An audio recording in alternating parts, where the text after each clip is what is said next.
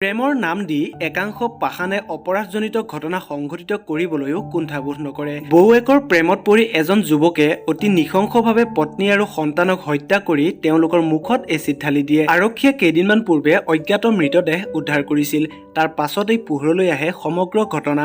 যোৱা 25 মাৰ্চত ভুক্তভোগী মহিলা আৰু সন্তানৰ নিৰুদ্দেশৰ গোচৰ ৰুজু কৰিছিল পৰিয়ালৰ লোকে। দেওবাৰে তেওঁলোকৰ মৃতদেহ চিনাক্ত কৰে পৰিয়ালৰ লোকে। মৃত্যু হোৱা মহিলাগৰাকীৰ নাম চঞ্চল দেৱী। 2010 চনতে তেওঁ বিয়া হৈছিল অৰবিন্দ ঠাকুৰ নামৰ এজন যুৱকৰ সৈতে।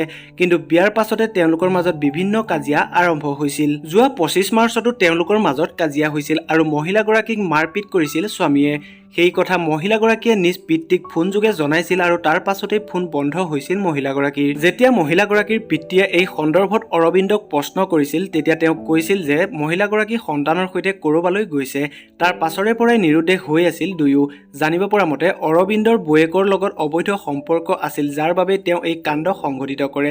ঘটনাৰ সন্দৰ্ভত আৰক্ষীয়ে অৰবিন্দক আটক কৰি তদন্ত অব্যাহত ৰাখিছে। উক্ত ঘটনাটো সংঘটিত হৈছিল বিহাৰৰ বৈশালী জিলাত। কিমান নিকৃষ্ট আৰু অমানৱীয় হলে নিজ পত্নী আৰু কন্যাক মৰিয়ে মৰিয়ে হত্যা কৰিব পাৰে সেই কথা হয়তো আপোনালোকে ধৰিবই পাৰিছে। এনে ব্যক্তিক কঠোৰতকৈ কঠোৰ শাস্তি দিব লাগে। ভিডিঅ'টো ইমানেই আছিলে। যদিহে আমাৰ চেনেলটো এতিয়া ছাবস্ক্ৰাইব নকৰাকৈ চাই আছে তেনেহ'লে প্লিজ চেনেলটো ছাবস্ক্ৰাইব কৰি কাষত থকা বেল আইকনটো প্ৰেছ কৰি ল'ব।